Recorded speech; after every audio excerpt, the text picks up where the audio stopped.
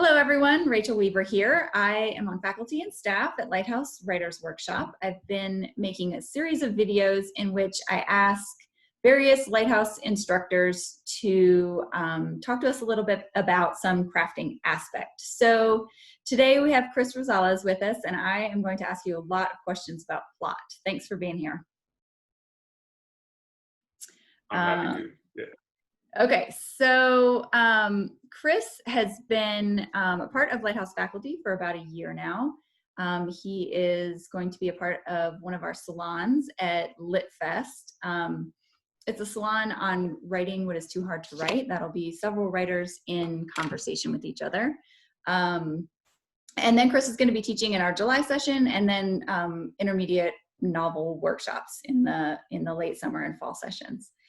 So I wanted to talk to you a little bit about plot and just ask you a few questions about your own process, and then maybe a little advice. Sure. So my first question is, I'm wondering what sort of tools you employ in your own practice as far as plotting goes. Do you make a lot of decisions beforehand, or do you write to discover? Or maybe you do a combination of the two, or have done different things from from book to book. Definitely the latter. From book to book, it depends on what the book wants, and I think also it depends on the genre. I mean, I think it's pretty tough to write a mystery or something like that without knowing how it's supposed to, kind of unfold. So I'll use a step outline that's more akin to kind of a screenwriting approach for something like that. But I always then re-outline as I'm going if I do use an outline. Mainly though, I write to discover, but I write sort of scene by scene, and I let the scenes sort of accumulate into the plot, and then reshape once it's done. And do you find yourself making really big adjustments to your plot as you go, or do you kind of stick with that original idea that you have from the beginning? Some of them can be pretty big. I mean, really big. I wrote an entire ending to this last book that I've been working on, wrote it out, and it was done. And then I realized that it wasn't working, and I had to rewrite the entire last 3 chapters. And it ended up in it ended up in a different setting. It ended up with different characters. It all unfolded differently. So I think being flexible and kind of taking the pressure off yourself is really important with plotting. You want to box out of a corner, but you don't want to box against the wall, of your outline or that sort of thing. And do you find it hard to make big changes like that? Not anymore, because usually if I'm making them, I feel dramatically so that something needed to change. So I feel it's almost a relief that I'm not holding on to something that's bad for the book. And has that changed over time when you were first? Yeah. Yeah, absolutely. When you were first writing, did you hang on to stuff a lot tighter? Oh, white knuckle. I would, yeah. I mean, I think when I first started out writing, I would come up with an idea for a cool ending, like, oh, this is going to be cool. And then that would be what I'd write toward. And it didn't even matter what all went before it. And I wanted to pull off that sort of bait and switch kind of tactic or whatever I thought was neat. And now that the ending can't happen without the scenes that come before it. It really has to be predicated on sort of the ingredients you've already put in the pot. So.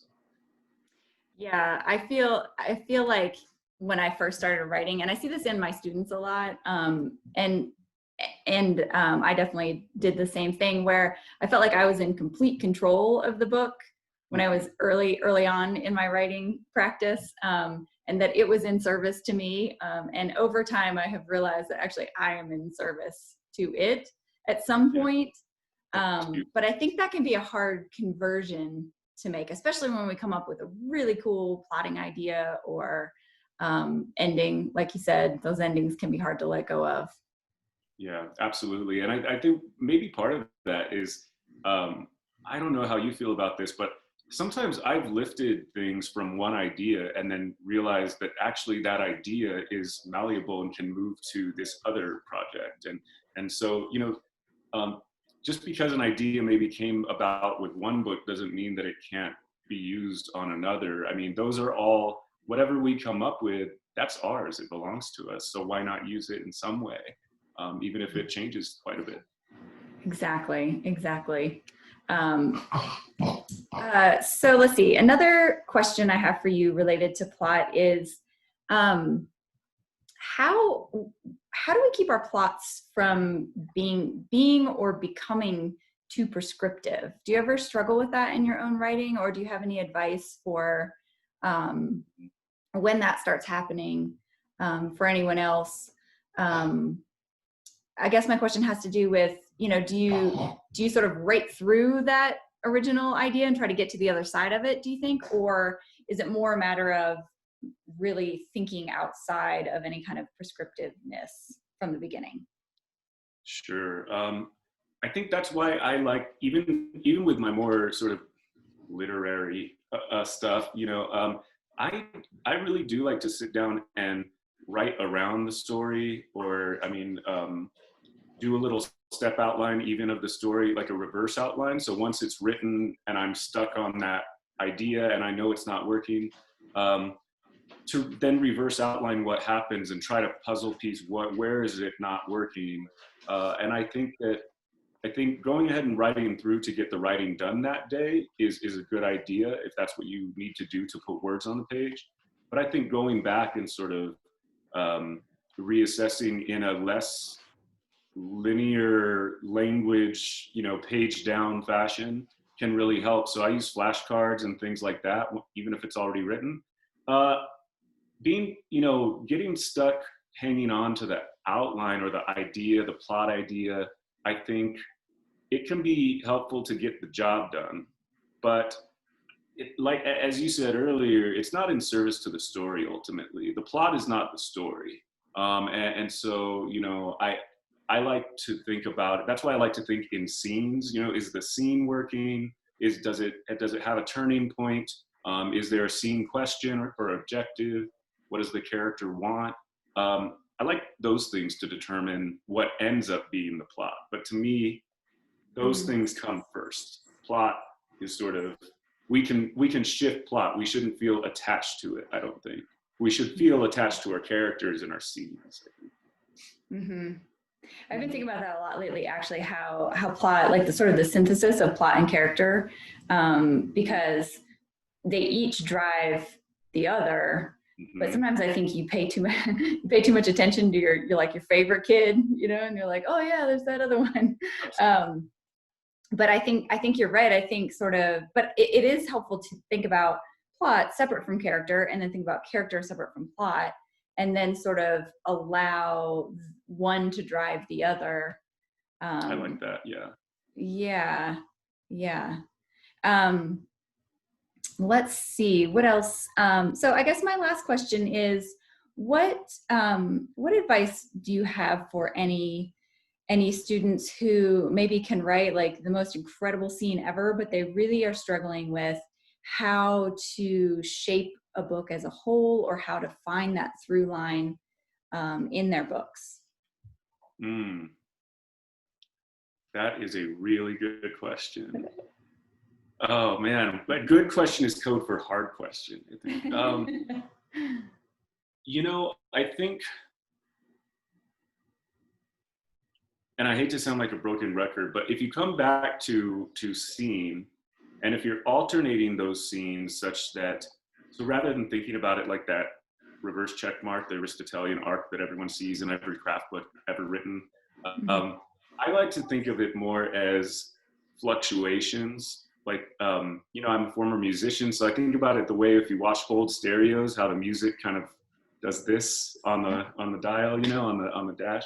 I think so long as you do that with your scenes, I think your reader will keep reading. I think ultimately, though, following a formula too closely is actually going to stifle the writing. So what I usually would say to students is try not to get too hung up on, try not to get too hung up on that through line. Just make sure that the character is moving. I just finished reading this Yuri Herrera's. It's called The End. Signs Preceding the End of the World. And there's a character who's in search of her brother, and she has to cross the border and find him. She has a thing to do, and so that's what I usually say to students is who is the character and what is their thing they have to do, and show them doing it. Every new page should be them doing it in a different way.